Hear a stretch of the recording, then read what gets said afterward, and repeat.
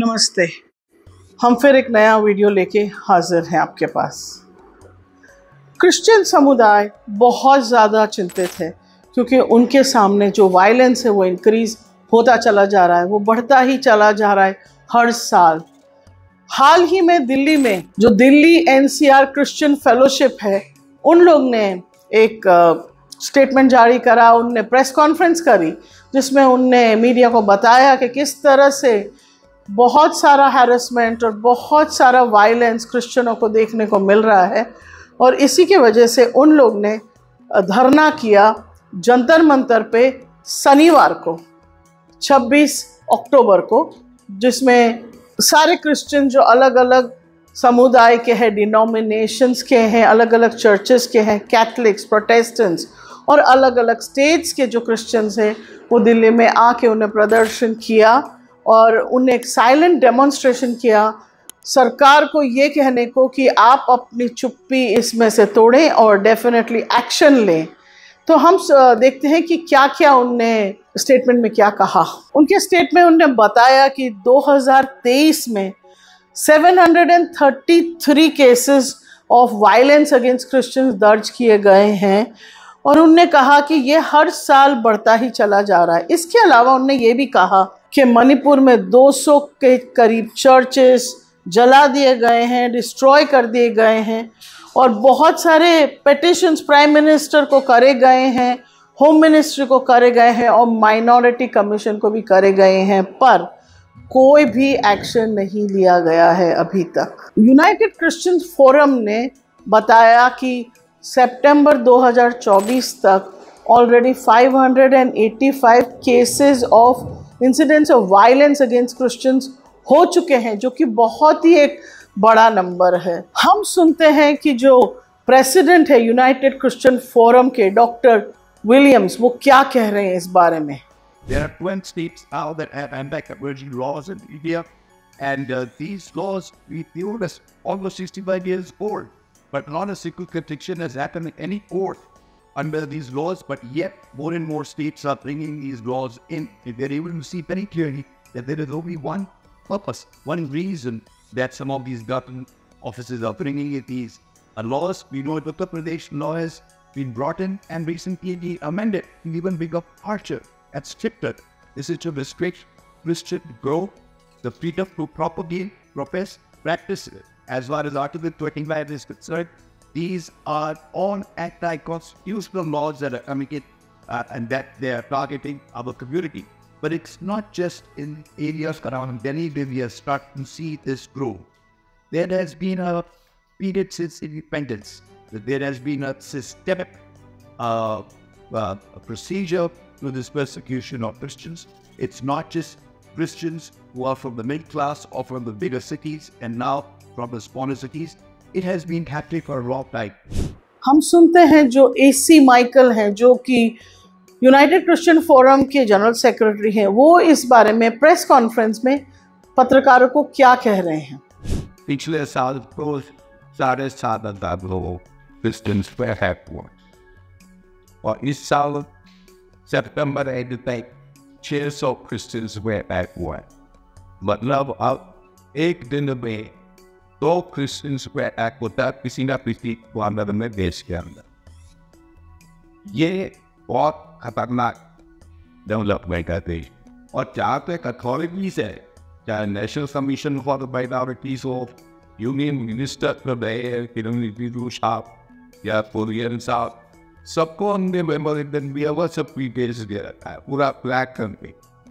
जब वो आप लोग इतना मोटा फाइल देते हैं और डर जाते हैं मिनिस्टर लोग, कहते हैं इसको बहुत पड़े रहेगा। मैं बोले यही तो डिटेल है, यही पता होना चाहिए आपको। पार्लियामेंट में ये जाकर दिखाओ। क्रिश्चियन कम्युनिटीज हिंदुस्तान की जो हैं, उनने सरकार के सामने ये मांगे रखी हैं। State police force as well as central armed police forces be given strict instructions to obey and follow the Bharatiya Nyay Samiti and the Bharatiya Nagarik Suraksha Samiti and other laws of the land.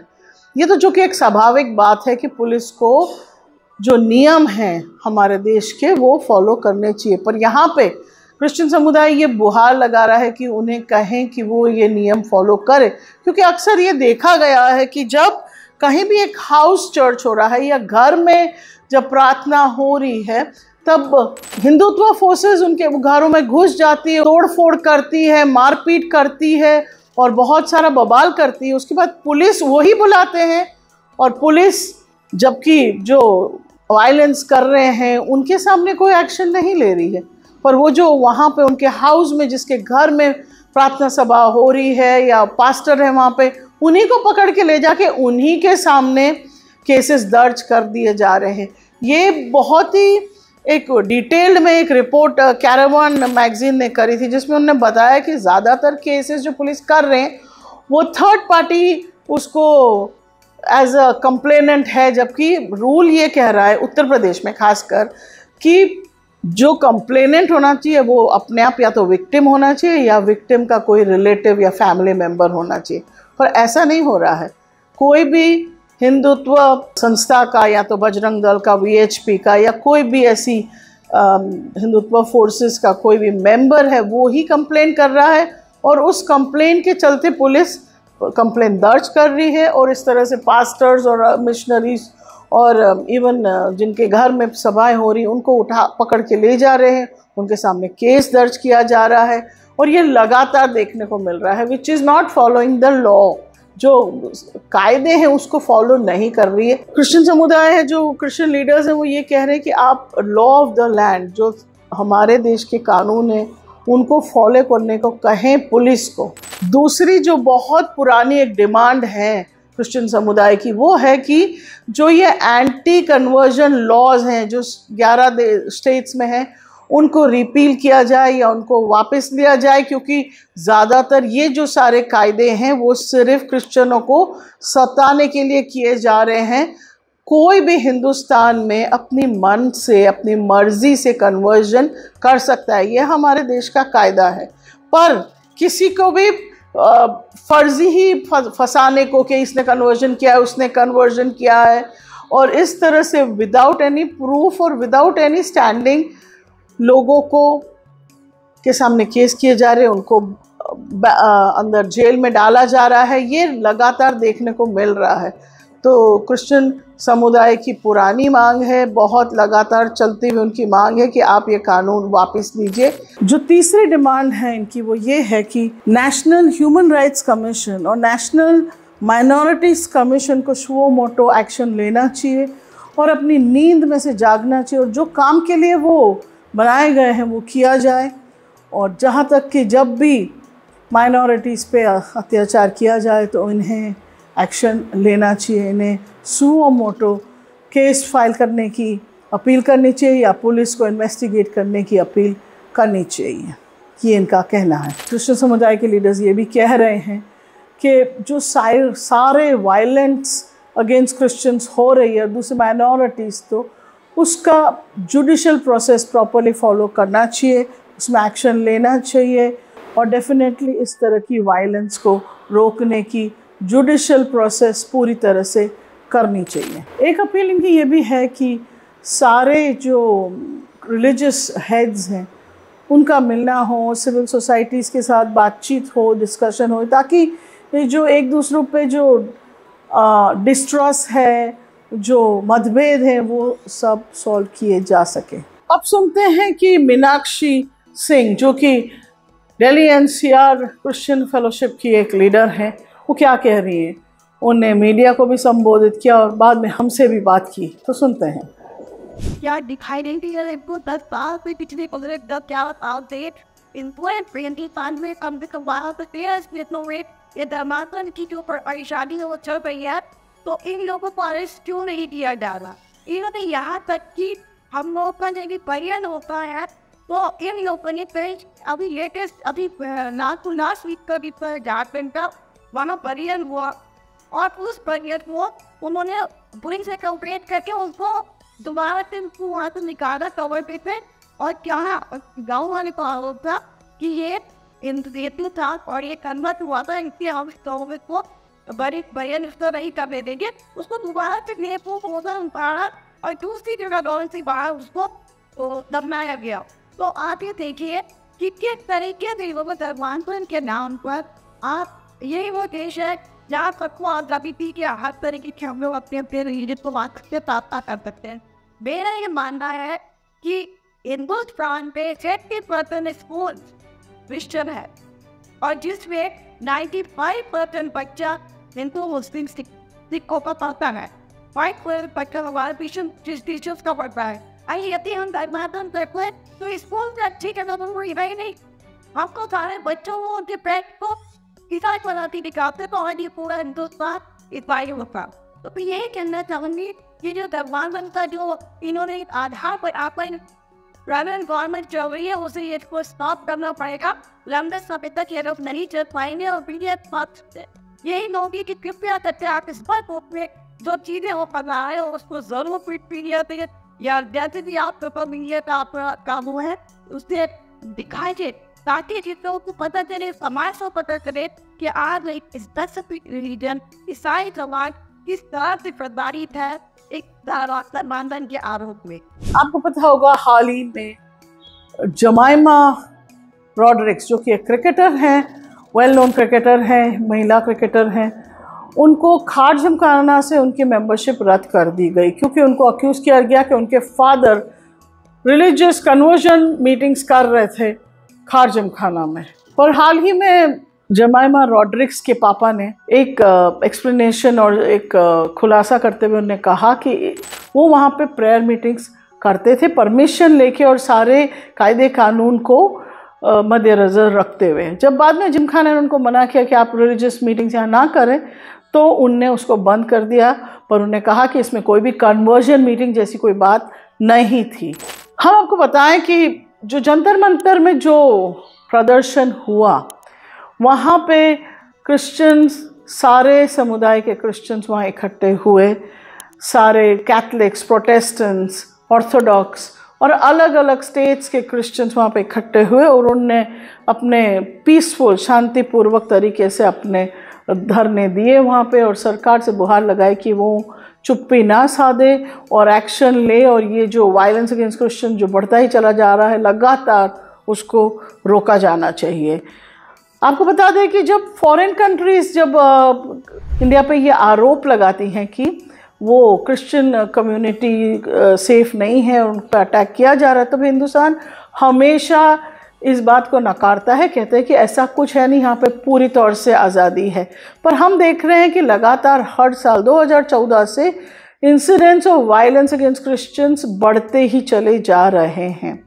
ये बात में कोई दो राय नहीं है। United states के commission for religious freedom जो है ऑर्गेनाइजेशन, उनने 4 साल से लगातार हिंदुस्तान के बारे में यह आरोप लगाया है कि वहाँ पे रिलीजियस माइनॉरिटीज़ खासकर क्रिश्चियंस और मुस्लिम्स के सामने बहुत अत्याचार किया जा रहा है। लगातार हर साल ये बढ़ता जा रहा है और उनका मानना है कि इसको डेफिनेटली यूनाइटेड स्टेट्स को इस बात को as a government body Hindustan के गवर्नमेंट को बताना चाहिए। यूनाइटेड स्टेट्स ने जो कि हिंदुस्तान के साथ बहुत सारी बिजनेस डीलिंग है और उन लोग ने उनके ही जो religious commission for religious freedom वालों ने जो कि रिकमेंडेशन किया था कि इंडिया को कंट्री ऑफ इंटरेस्ट जाहिर करा जाए as far as attacks on minorities हो रहा है हिंदुस्तान में, पर उन लोग ने क्योंकि उनके बिजनेस इंटरेस्ट इतने ज़्यादा हैं उनने नहीं किया।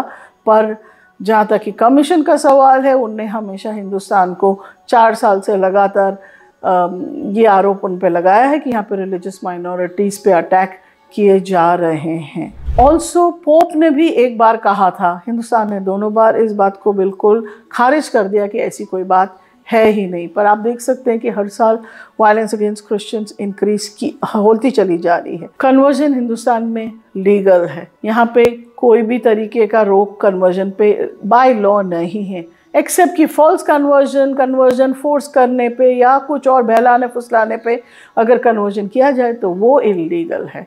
पर हाल में हम देख रहे हैं कि किस तरह से कन्वर्जन ही को एक मुद्दा बना के बहुत सारे पार्टीज़ उस पर, खासकर राइट विंग पार्टीज़ उस पर बहुत आरोप लगाती कि क्रिश्चियंस कन्वर्जन कर रहे हैं।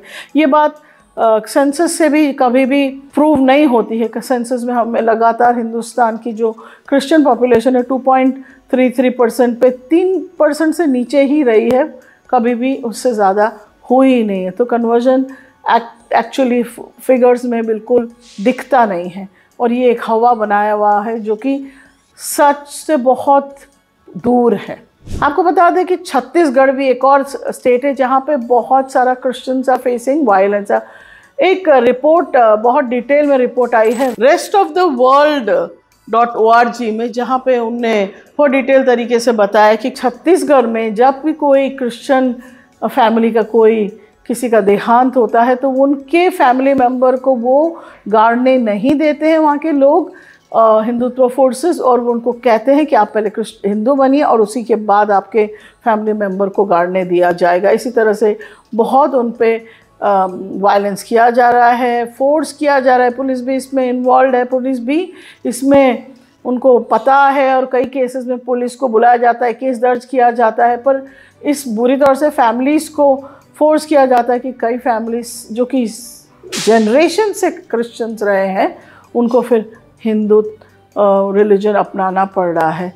ये बात काफ़ी डिटेल में रिपोर्ट की गई है, और इस पे भी मीनाक्षी जी ने भी अपना ओपिनियन दिया है। आपका क्या मानना है?